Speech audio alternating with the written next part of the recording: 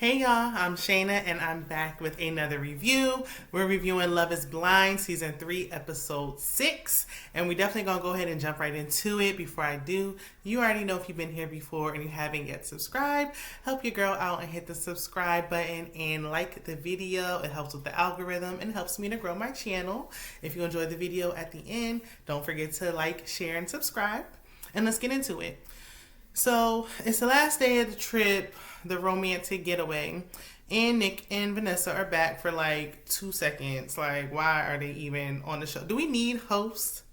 Like, I really don't feel like we really need hosts, but okay. So Matt and Colleen said they had a rough patch last night, but they were able to talk through it, so they're back on track. I knew that was going to be short-lived. Raven said now that they're going home, she needs to Google how to be Nigerian. Is it me? Like, I didn't find that funny. I don't know.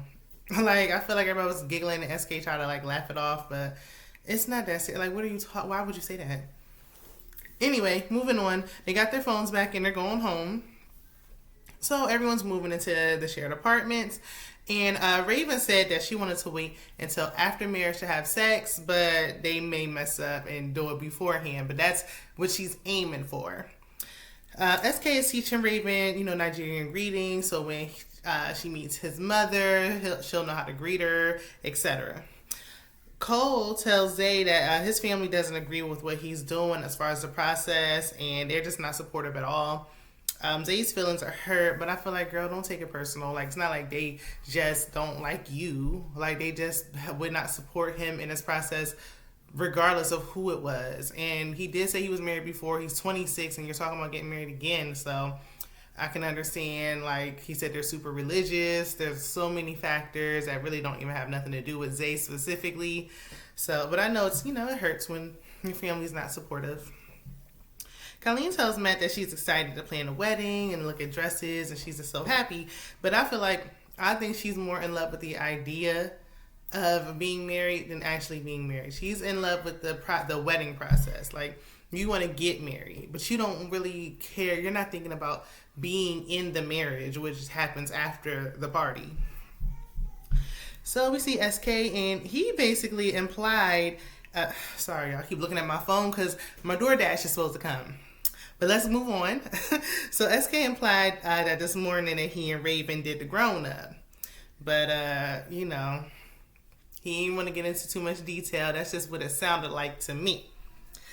Raven is just having a rough morning. She can't figure out how to use a Keurig. Like, she's tired because SK was taking phone calls from Nigeria all throughout the night.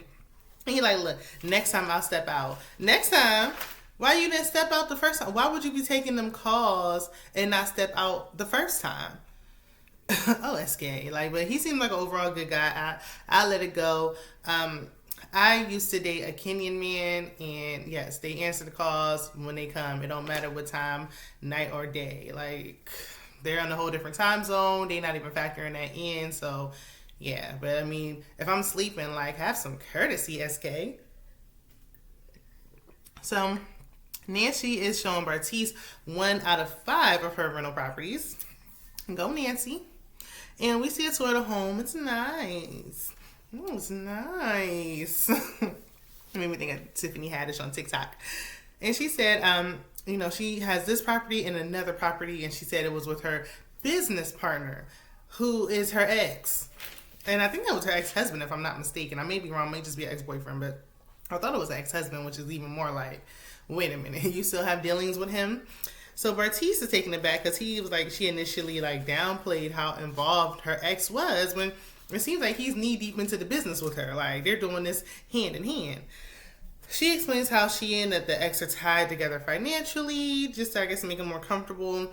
And she says she doesn't buy any properties unless she has 6 months of expenses already saved. So she don't got the cash to cover 6 months of expenses, and whatever happens to the home, whatever, she won't buy the property. Then she said once they're married, she looks at it like her money will be their money. Like, whatever he brings, that will be their money. It's our money. It's our properties. No, ma'am. Not with Bartice. No, no, no. I'm all fine for that. Maybe if you want to do that with somebody else who genuinely wants you, but not him. He been this whole time talking about Raven and all, and with her Pilates and working at the club on the weekend. Now all of a sudden, he acting, he heard dollar signs went off in his ears, and his ears perked up. He said, "Now what? Ours? Because I don't got the money to be buying no house, but you do. Now it's ours." Yeah, he gonna try to marry her, even though he really don't like her like that. But he said he want to be a part of it because he's just fresh and young in his career. So we see Alexa, and she shows Brennan her penthouse, and he'll be moving in to her home after they're married. Brennan says he has student loan debt, and basically, I mean, at this point, like, who doesn't? Ooh, what was that lag? Sorry, y'all. I'm not re-recording. That was something my computer did. But basically, who doesn't have student loan debt? It seemed like everybody on the show do. Everybody seemed to got student loan debt, except for me, because I paid mine off. Just kidding. I did, but I'm just, no shade. So Alexa's looking like she never even heard of student loans. She's like, student loans? Honey, I just use my money to go shop. Alexa mentions a prenup after he says something about some debt, and he's fine with it. So then SK's mom and his brother, AB, I'm like, what are y'all real names? But they come over for dinner. His mom is very pretty. And they cook a traditional Nigerian dish together. When it's time to eat, SK explains how they eat with their hands and how they swallow the food. And Raven's like, ooh, like, can I eat it with a fork? And I'm just like, I thought it was a tad rude.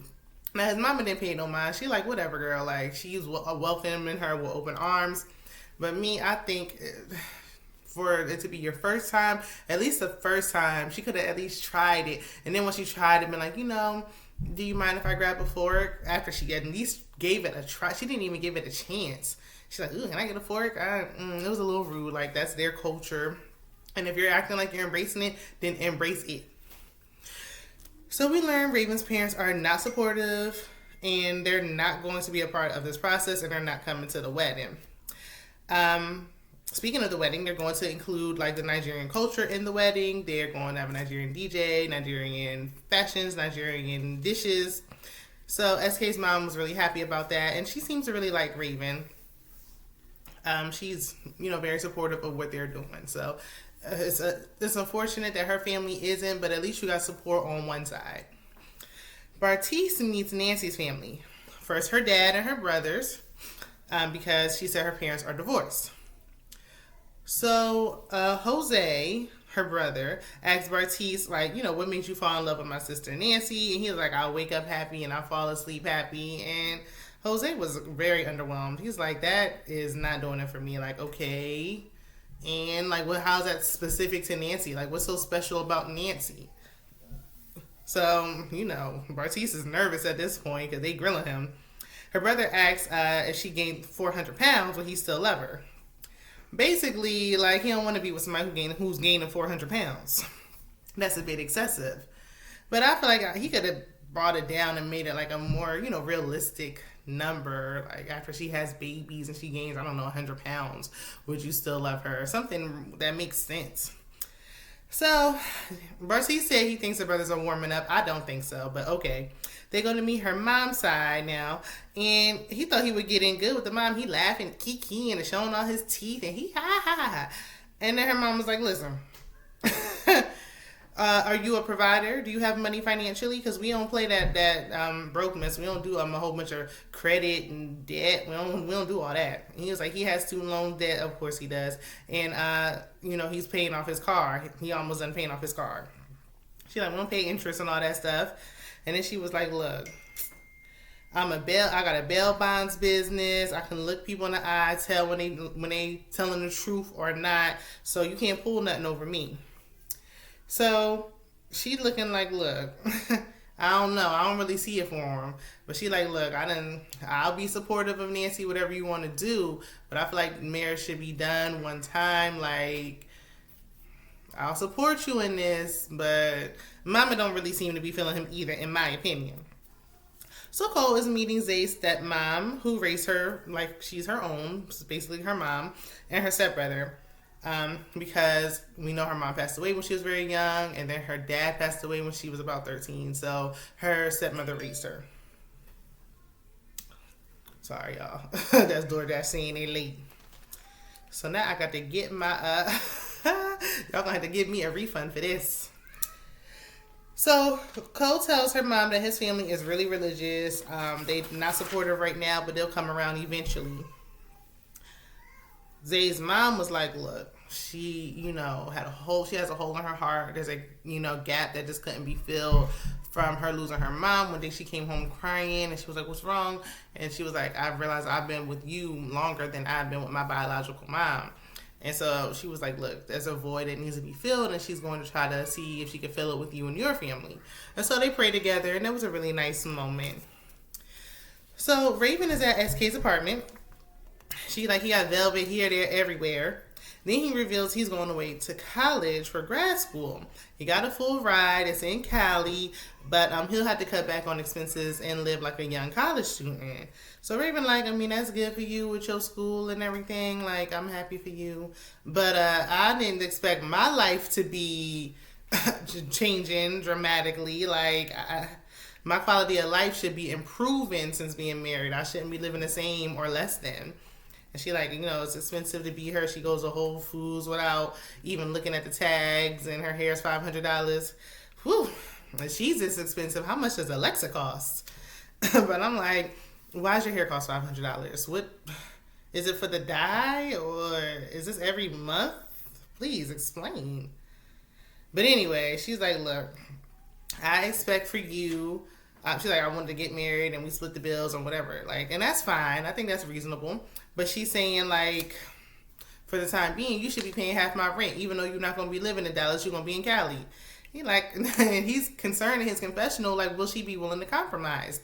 When this situation is tough, because I feel like once he graduates, half and 50-50 probably won't even be needed. It won't even be on the table, because he probably will make so much that he can take care of everything. But for the time being, are you willing to go through the struggle with him while he's in the process to go to the greater good, which is the outcome 2 years from now? You don't have to worry about splitting nothing. Y'all can live in a house, not an apartment. What you gonna do? Me personally, I don't think they're gonna make it, but that's just me. That's just right now. We gonna see.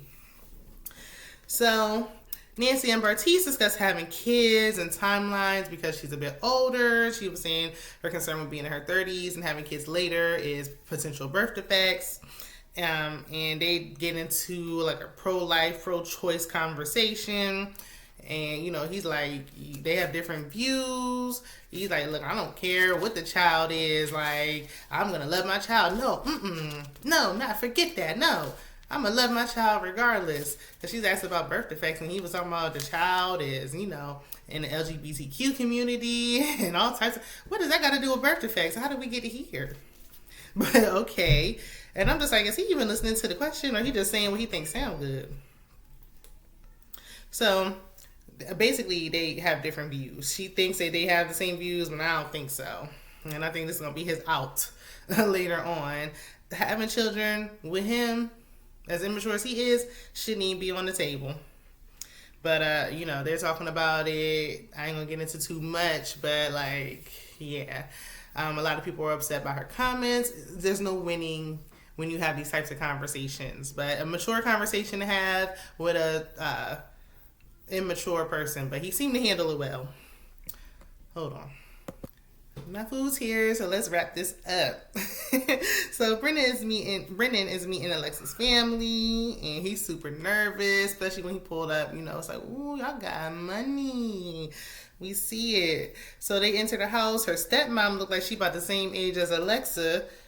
The stepmom looked good. And then she got a stepsister who 4. So yeah, stepmom young, but she looking real good. Real good.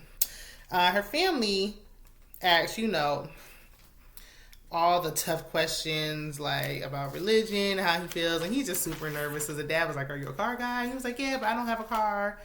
And Alyssa's like, he has a vehicle. It's an SUV. And I'm like, I think it's so cute that he's nervous, because you really get nervous like that when you care. So I think he really genuinely likes her. It's her that I'm kind of on the fence about, and I like her, but I'm kind of on the fence about her feelings for him. I gotta keep watching and see. But I'm like, I can tell he really does care for her. That's why he's getting so nervous, because it's like, these are big shoes to fill. But I mean, once they talk about religion and his family background and all that stuff, like it was just nice to see that they were, kind of tough on him, but willing to, accept him with open arms. The dad was like, look, I want to talk to him one-on-one.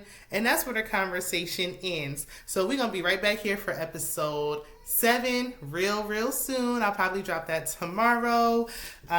Otherwise, check out my other content. Let me know what you guys are thinking about the season so far in the comments. And I will see you guys in the next one. Bye.